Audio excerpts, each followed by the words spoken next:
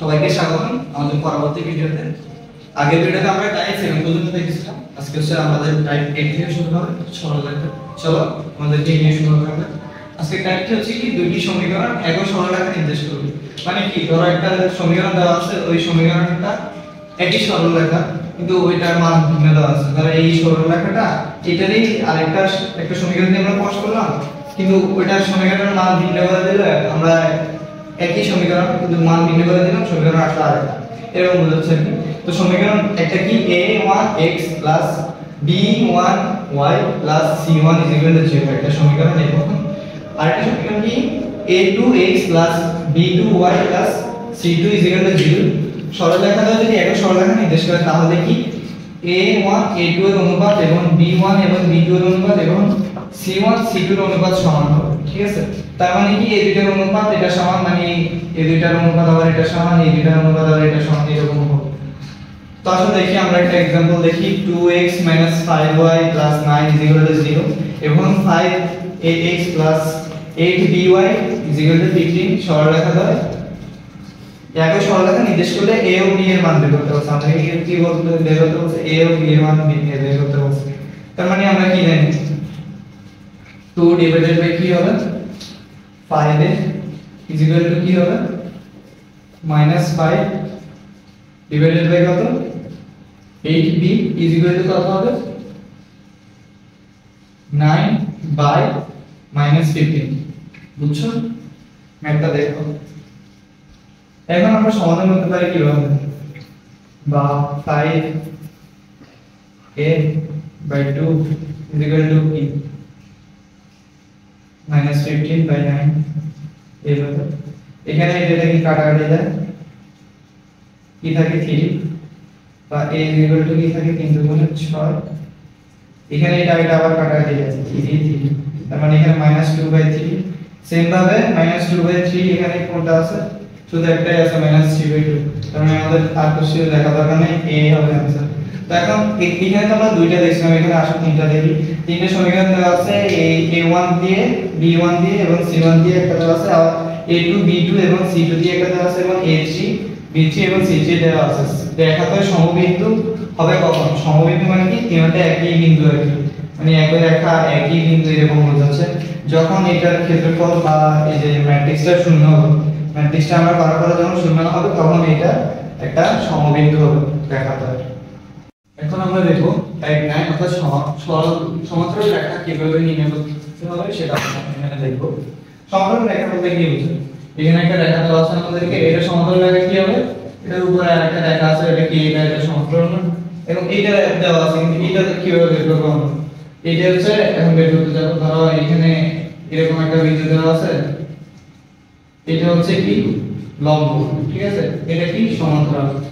But আমাদেরকে আমার একটা বিন্দু দেওয়া থাকে হচ্ছে এই একটা সরলরেখা দেওয়া আছে, এটা আরেকটা সরলরেখা হচ্ছে কি এত কমা 2, 3 বিন্দুগামী, তাহলে ওই এর সমান্তরাল রেখার সমীকরণ কি হবে, তখন 2, 3 বিন্দুগামী হলে আমরা কিভাবে নির্ণয় করব এটা দেখব আমরা আসলে। প্রথমে দেখি আমরা দুইটি সরলরেখার ঢাল m1 এবং m2 দেওয়া আছে। ধরো দুইটা সরলরেখা এখানে একটা দেওয়া আছে, এখানে একটা দেওয়া আছে, দুইটা ঢাল সমান হবে তখনই যখন এই যে দুইটা হচ্ছে সমান্তরাল, এটারও ঢাল সমান এটারও ঢাল সমান। ঢাল সমান কি হবে এটা আমরা একটু সামনে গেলে দেখব। আসলে আরেকটা দেওয়া আছে কি একটা সমীকরণ দেওয়া আছে ax a1x b1y c1 0 এবং ax by c2 0 সমাধান হবে যখন a1 divided by a2 is equal to b1 by b2। এখন দেখো এটা তো বুঝলাম, এখানে থেকে আমরা ঢাল কিভাবে নির্ণয় করতে পারি, ঢাল বলতে কি বোঝাচ্ছে দেখো -a1 divided by b1 is equal to কি হবে -a2 divided by -b2। এখানে মাইনাস মাইনাস কাটাকাটি যায়। এখন আমরা কি করতে পারি, এই a1 টা এখানে নিয়ে আসতে পারি, b1 টা এখানে নিয়ে যেতে পারি, এইখান থেকে এই সমীকরণটা আসবে। বুঝছো, কারণ কিভাবে ঢাল যদি সমান হয় তাহলে এই সমীকরণটা আমরা লিখতে পারি। তারপর কি একটা সরলরেখার সমীকরণ দেওয়া আছে, ওই সরলরেখাটা সমান্তরাল হবে যদি কি এটা সমান্তরাল ax by c একটা সরল রেখা সমীকরণ দেওয়া আছে। এটা সমান্তরাল সরল রেখা সমীকরণ কি হবে? পুরোটুকু সেম, শুধু হচ্ছে k এর মানটা মানে যেটা ধ্রুবক থাকবে আমাদের সমীকরণে ওইটা চেঞ্জ হবে। ax by k ওইটা হচ্ছে চেঞ্জ হবে। কি হবে? ধরো একটা সরল রেখা দেওয়া আছে, এই সরল রেখাটা দেওয়া আছে, তারপর সরল রেখাটা বলছে এত কমা এত 2,3 বিন্দুগামী রেখা দেওয়া আছে, একটি সরল রেখা দেওয়া আছে 2,3 বিন্দুগামী, ঠিক আছে? ওইটা সমান্তরাল রেখা কি হবে? 2,3 বিন্দুগামী রেখা সমান্তরাল রেখা কি হবে? তো এটা আমরা কি করব? 2,3 এখানে বসাবো, x এর ভ্যালুতে 2,3 এখানে বসাবো, বসানোর পরে আমাদের একটা ভ্যালু আসবে, এটা হচ্ছে k এর ভ্যালু। তারপর k এর ভ্যালুটা এখানে বসাই দিব, এই সরল রেখার মধ্যে k এর ভ্যালুটা বসাই দিব, তখন হচ্ছে কি এটা সমান্তরাল রেখা এখানে চলে আসবে। ওইখানে আমাদের কি দেওয়া ছিল? 2,3 বিন্দুগামী। কি কোন সরল রেখাটা? এই সরল রেখাটা 2,3 বিন্দুগামী, এটা সমান্তরাল সত্য দেওয়া ছিল। তখন আমরা কি করছি? x এর ভ্যালু এখানে বসাইছি এবং y ভ্যালু এখানে বসাইছি, তারপর k এর মান বের করছি। k এর মান বের করে তারপর কি হইছে?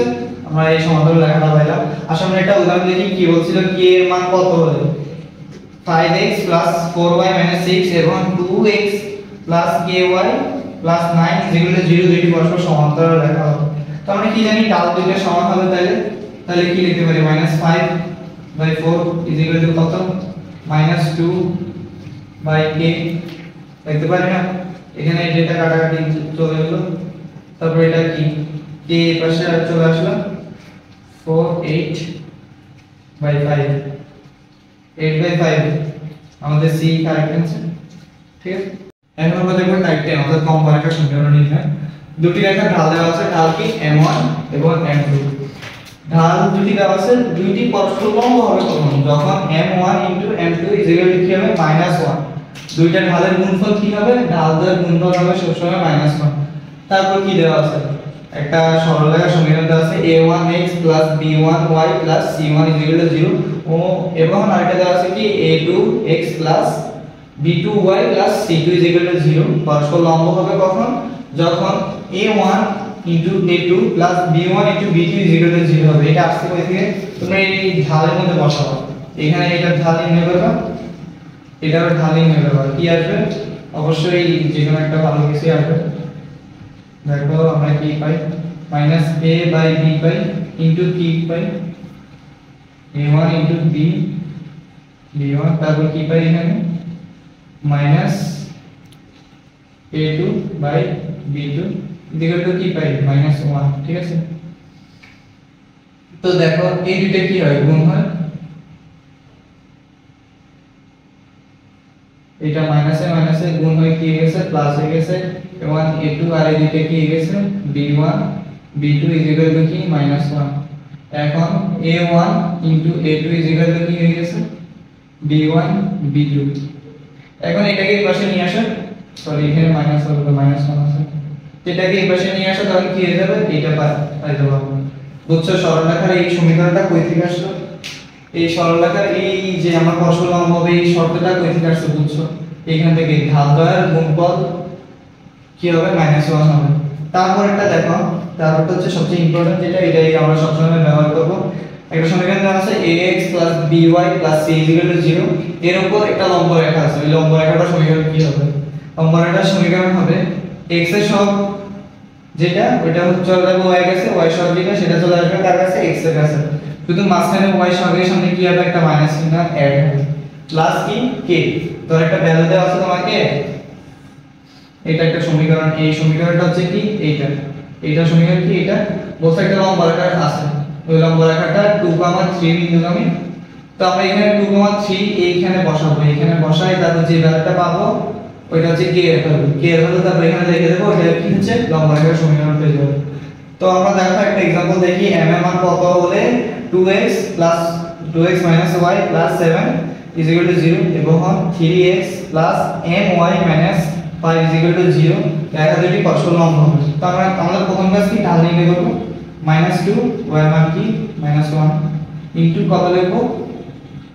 -3/m কত? -1। তো লিখি এই দুটো মাইনাস মাইনাস কাটাকাটি চলে যাবে, তার মানে কত? -6 বাই কত? m কত? -1 বা m কত? 6, তার মানে এখানে এটা কাটাকাটি চলে যাবে, m এই পাশে চলে যাবে, 6 চলে যাবে 6, আমাদের কারেক্ট आंसर। আসো আমরা দেখি পরেরটাই, টাইপ 11 কি বলছে, আমরা এখানে কি নিতে পারবো, একটা সরলরেখা বিন্দুতে আছে বা এটা বিন্দুতে আছে, সরলরেখাতে আছে, বলছে লম্ব দূরত্ব নির্ণয় করতে। লম্ব দূরত্ব মানে কি, এখানে একটা সময় সরলরেখা আছে আর এখানে একটা বিন্দু দেওয়া আছে, এই বিন্দু থেকে এই সরলরেখার দূরত্ব কত, এই d, এই বিন্দু থেকে হচ্ছে x1 y1, আর এটা হচ্ছে কি এই বিন্দুটা, এই বিন্দু থেকে এই সরলরেখার দূরত্বটা কি হচ্ছে লম্ব দূরত্ব, এটাই হচ্ছে আমরা কি নির্ণয় করব। এখানে সরলরেখা একটা বিন্দু থেকে এটা সমীকরণ দেওয়া আছে সরলরেখার, ওইটার লম্ব দূরত্ব কিভাবে নির্ণয় করি, লম্ব দূরত্ব d হচ্ছে কি a x1, x1 মানে কি এই বিন্দুটা বসাবো এই সরলরেখার সমীকরণের x এর জায়গায়, এই x এর মান যেটা দেওয়া থাকবে, এবং প্লাস by1, by1 বলতে কি বোঝা যাচ্ছে, এই যে সরলরেখার সমীকরণে y এর মান যেটা দেওয়া থাকবে ওইটা হচ্ছে কি এই y2 এর মান এখানে বসাবো, ঠিক আছে, মানে কি by এর মান কি বসাবো, এই যে বিন্দু দেওয়া থাকবে y1 ওইটার মান এখানে বসাবো, প্লাস c দেওয়া থাকবে তো এখানে বসাবো, তারপর রুট ওভার এখানে x এর সহগ ও b এর সহগ y এর সহগ রুট ওভার করে স্কয়ার প্লাস স্কয়ার করব, মানে দুইটা সহগকে আমরা কি করব স্কয়ার করে রুট করে দেব। তো আসো একটা एग्जांपल দেখি, মূল বিন্দু কত, তোমরা তো জানো 0,0 বিন্দু থেকে কোন থেকে একটি রেখা হচ্ছে কি 3x 4y 5 0, সরলরেখার লম্ব দূরত্ব কত, সরলরেখার লম্ব দূরত্ব সূত্র কি জানি আমরা, এখানে বসাই দিই d কত, সরলরেখার সমীকরণটা আগে বসাই, 3 কত বিন্দু দেওয়া আছে 0, তারপর 4 0 5, আর এখানে কি দেওয়া আছে 3x এর সহগ কত 3, y এর সহগ কত 4, 3 স্কয়ার 4 স্কয়ার সমান কি আসবে আমাদের, উপরে আসবে 5, নিচে আসবে কত √25 কত 1 আসে, তার মানে আমাদের आंसर কত b। তারপর দুইটা সরলরেখা দেওয়া আছে, দুটোটা কি সমান্তরাল, এখন এই সমান্তরাল রেখা দুইটার মধ্যে দূরত্ব নির্ণয় করতে বলছে, এখানে একটা সরলরেখা দেওয়া আছে, এখানে আরেকটা সরলরেখা দেওয়া আছে, ঠিক আছে, এই দুইটার মধ্যবর্তী দূরত্ব এখন আমাদেরকে বের করতে হবে, এই দুইটা রেখার মধ্যবর্তী দূরত্ব কি হবে, এই দেখো এখানে একটা জিনিস খেয়াল করো, দুইটা সমীকরণ দেওয়া আছে ax by c1, আবার একটা ক্ষেত্রে দেওয়া আছে c2 কেন, দুইটা কি আমরা কিভাবে বুঝবো যে এই দুইটা সমান্তরাল, আমরা একটু আগে দেখেছিলাম যে কি সমান্তরাল রেখার সমীকরণ বের করার নিয়মটা দেখছিলাম, ওইখানে কি এইটা সেম ছিল, এই কনস্ট্যান্টটা শুধু কি চেঞ্জ হয়েছিল আমাদের ধ্রুবকটা, ঠিক আছে, ধ্রুবক কি ছিল c1 এর উপরে, আমরা কি নিয়েছিলাম k এর মান বের করছিলাম, তারপর হচ্ছে কি আমাদের সমান্তরাল রেখার সমীকরণ বের হয়েছে, তাই এখানে ax by সেম আছে, এখানেও কি ax by সেম আছে, শুধু ধ্রুবকটুকু চেঞ্জ হয়েছে, বুঝছো। তো আশা দেখি এইটার ক্ষেত্রে সবচেয়ে সোজা c1 দুইটা ধ্রুবক, এই দুইটা ধ্রুবক বিয়োগ করে দেব, তারপর কি x এর সহগ এবং y এর সহগ কি করব স্কয়ার করে যোগ করে রুট করে দেব। তো দেখি একটা एग्जांपल 4y 3x 12 0 এবং আরেকটা সমীকরণ দেওয়া আছে 4y 3x 3 রেখাদ্বয়ের মধ্যবর্তী দূরত্ব কত, এটা কিভাবে করব, এখানে সূত্রে ফেলি আমরা, d কত 12 বিয়োগ কত 3 রুট ওভার কত করব 4 স্কয়ার 3 স্কয়ার কত 12 বিয়োগ 3 সমান কত হয় 9 হয়, 9 আর নিচে কত √25 মানে কি 25 5/9, তার মানে आंसर কি আমাদের 8।